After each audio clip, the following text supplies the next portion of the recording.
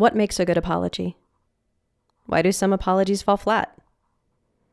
Are we apologizing to relieve a sense of guilt? Are we even admitting that we are guilty? Or are we doing it just to make the other person feel better? Hi, this is Sara. I'm a relationship coach, dancer, and Taoist. In every episode, I'll be exploring psychedelics, well-being, or the human experience. And in this one, I'll be talking about apologizing and how to do it well. I was recently celebrating St. Patrick's Day with my family. And to quote the song Finnegan's Wake, we have a sort of a Tipplin way in our family. And we were enjoying some Irish White Russians, which is basically a White Russian, but instead of vodka, it's Irish whiskey with a hearty helping of Bailey's and some half and half, which is delicious. And my mom was starting to get a little rowdy. And my family's super jokey. We were celebrating St. Patrick's Day, but we also have like a strong Italian streak. So we get loud, we get boisterous, we get in each other's faces in a really like fun, loving, but definitely rowdy kind of way. And so my mom started making fun of all of her kids. And she went after my brother first. And we were kind of laughing about it. But, I was standing up for him a little bit. And because I stood up for him, she decided to turn towards me. And she's like, "Oh, you're next." And I was like, "Do you really want to do this?" And she's like, "Do you want to do this?" And I was like, "Not really, but fine, go." So she starts poking fun at me. And she was poking fun at me for stuff I did when I was a kid. And I was this really tidy, neat, presenting child that also had some like not so secret, sneaky, messy habits. And she was razzing me for it. She was making fun of me for it. And, I was taking it in stride, and it's not like it was that bad, but it wasn't particularly funny for me. It's like embarrassing stuff when you're a kid. And she realized it. She realized like I wasn't laughing the way that she was laughing about it.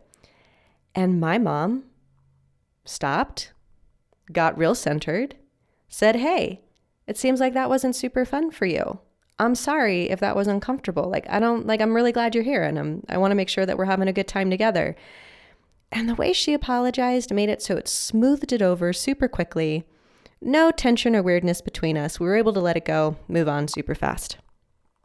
Now, what's interesting about that is when we were kids, me and my siblings were kids, we used to joke about the fact that my mom never apologized. She wouldn't say sorry for anything. She's really strong, really capable, single mom, raising 3 kids. She had her way, and her way was the way. And then she learned how to apologize. And so I got really curious, that transition, what turned her from somebody who just thought apologizing was a sign of weakness to all of a sudden going, "Hey, I'm going to make this really easy and really smooth. We're going to make an apology really effective, really simple. It's going to be no big deal. And yet it's going to have this really sweet, nice, big impact." So if we love each other, at some point we're going to hurt each other. Sometimes it's intentional, sometimes it's not. But regardless, there's still some harm that's done in some way. And it might be because we have dignified differences where we just want different things, or in this case, have a different sense of humor. Timing might be off. We might have a low skill set where we don't actually know how to show up the way we wish we could show up in a moment. Sometimes we think we can't get what we want without power playing. That is doing something behind somebody's back or keeping secrets or lying in some way. And sometimes those differences are just because we're different people and want different things, and sometimes they're a deal breaker. Okay, so harm's been done. Why would we bother apologizing? This is fairly obvious, right? It depends on if we have an ongoing relationship with somebody and we would like that to continue. The level of intimacy that we have and the commitment we have to the relationship is going to determine the amount of energy we put into the apology and what kind of apology is warranted.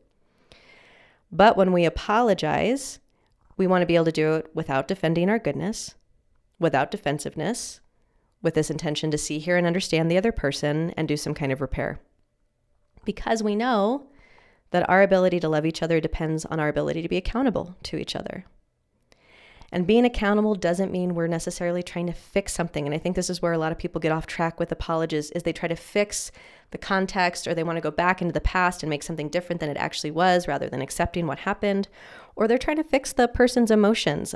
So they're trying to fix anger or sadness or grief or despair, rather than just create a container that can make space for what's actually going on for everybody, so that we can be with what is, we can be as real as possible, so we can move forward from truth rather than idealism. So what makes a good apology? How do we apologize? Like I said, first, we want to acknowledge that we did something that hurt the other person in some way. And we're going to acknowledge the impact rather than defend the intent. And again, for people who don't like apologizing, I think sometimes this is because an apology feels like an admission of guilt. We did something bad or we were wrong in some way. And that might be true. Like there may be a line that we crossed that wasn't okay for sure. And for the sake of this podcast, I'm going to assume more cooperative relationships. Abuse is another topic, which I can get into another time. But this idea that by apologizing to somebody, we're admitting that they're right and we're wrong, I just want to disrupt that right away. Because acknowledging the impact is really about, like I said, seeing, hearing, and understanding the other person and validating that impact, validating that something we did had an impact on the other person. In order to take accountability, it's helpful to think through what happened, why it happened, and then what would we have liked to have happened rather than what actually did. So how did the other person wish we had shown up? How did we wish we could have shown up in that moment? And is that scenario that we're imagining, is that actually possible in the future? And in order for that to be possible in the future, what skill set do we need to have in order to be able to follow through with that? Because if it's just wishful thinking, if it's just willpower, if it's just oh God, you feel so bad and I feel so bad, and we're motivated to never make it happen again, but we haven't actually built any kind of practice around how to make it not happen again, it's likely gonna happen again. Now, Skills for Change, the lineage that I come from, starts with this basic premise that people are good and they're doing the best they can with the skills and tools and resources that they have available to them. And sometimes they fall short. And that people can change. That we can change through practice and repetition and skill building. And that our relationships with people are one of the things that super motivates us to want to practice new things and change our behavior. One of the ways we can break down where there may have been a lack of skill is to use something that in Skills for Change we refer to as the trust formula. And we believe that in order for there to be trust, you need to have sincerity, reliability, and competency and capacity.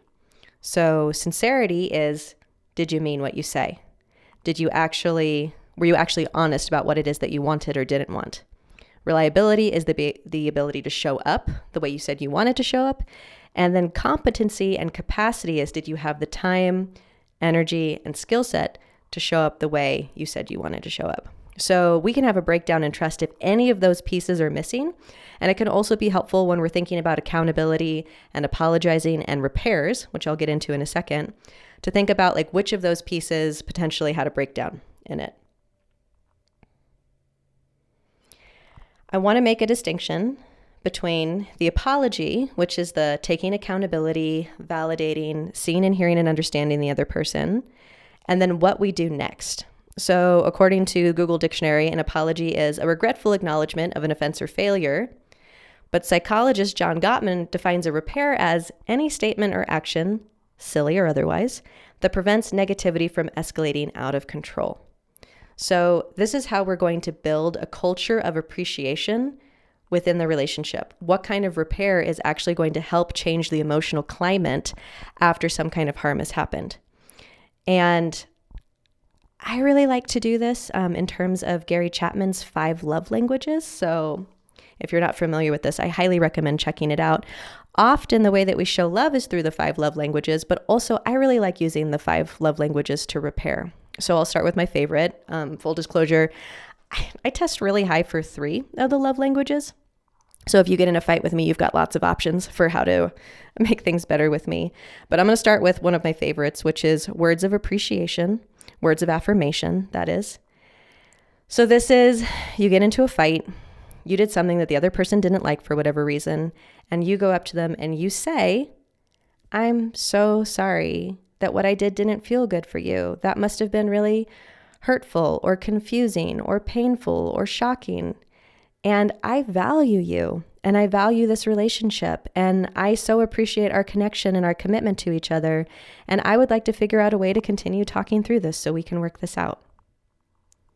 Going down the list, the next love language I'll talk about is physical touch. And if you're apologizing to somebody who's a physical touch person, this may be putting your hand on their knee or their shoulder or holding their hand or giving them a back rub or a nice long hug.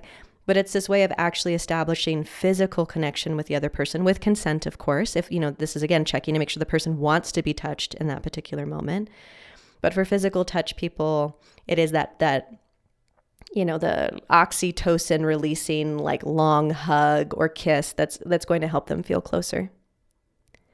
After that, there's quality time. And quality time, this is going to be completely distinct for each relationship that you're in, right? So quality time may be sitting down and watching your favorite Netflix show together. It might be going out on a date where there are no devices present whatsoever.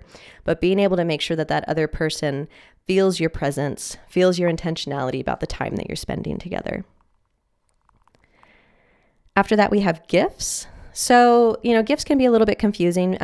I think sometimes gifts can read as superficial when they're really anything but, because the gift is more, I saw this thing and I thought about you. So it's letting the other person know that you were in their mind in some way. And so if you get into a fight with somebody, you can go, hey, I'm really sorry. That sucked, but I bought you your favorite candy bar because I know you like it. I'm going to stop here for a second before I get to the last love language, because that thing right there that I said, that you're going to give somebody, like their favorite chocolate bar or something just because they like it, we're not actually trying to make the other person not be mad or not be sad or not be confused or disappointed. We're just holding it with them. We're going, I understand that what I did made you feel this way, and I'm going to be here with you for it. Or I'm going to, if they need to go and be by themselves, I'm going to let you go and take care of yourself, but I'm here. I'm here if you need me. And so again, we're just making space for what the other person is feeling rather than trying to fix it. In Skills for Change, we're not coming from the premise that people are broken. We're going, this is a perfectly reasonable response to what's going on with you right now. So how do we provide a contingent response to what's happening? How do we provide an appropriate response to what's happening? And that's letting people be with what is. Okay, and so then the last love language is acts of service. And acts of service might be, okay, I did this thing, you hated it. So now I'm going to do something that's going to take some pressure off of you, take some stress out of your life. So for instance, doing the dishes, if you know that that person just feels calmer in a clean house, you can do something like that for them. Then, so we've acknowledged, we've validated, we've done something nice for the other person. Now we can talk about if there are any changes that need to happen. So do we need to renegotiate agreements? Was there an agreement that was made that wasn't kept for some reason? And if so, why wasn't the agreement kept? Is there a skill that needs to be built? Again, was the person sincere when they made the agreement? Has more information come to light about what each person wants and needs that would change the agreement? And then here's the hard news, is that, again, Gottman says that 69% of problems in relationships are perpetual, meaning 69% of problems aren't solvable. They're going to keep coming up. This is going to be a continual source of conflict in the relationship. So there may be some accepting the unacceptable. Like this might be something we continue to fight about. So rather than having this like rose-colored glasses idealism, like, oh, at some point you're going to change your mind and you're going to act the way I want you to act, or at some point we're going to be in alignment with each other. There's this accepting the unacceptable. Oh, this is just a difference between us. And so then how do we love each other across our differences? How do we hold space for that gap? So again, to go through what makes an effective apology, you're going to first acknowledge, hey, I did this thing. I know you didn't like it. I'm going to let you know all of the ways in which I understand why you didn't like it and contextualize all of the emotions that you're feeling. And what I just did there too, right, was I added some empathy to that. Like, I'm sorry if this is tough for you, or I can imagine that this would feel really stressful and scary.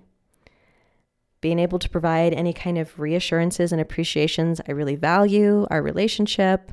I want to figure out a way to make this work. And then rebuilding trust through those acts of repair that build connection and any changes that need to happen. For more information, you can find me on Instagram at Be The Radical Way, and go to trendswithbenefits.com to check out all of our written work on psychedelics, well-being, and the human experience. Take care.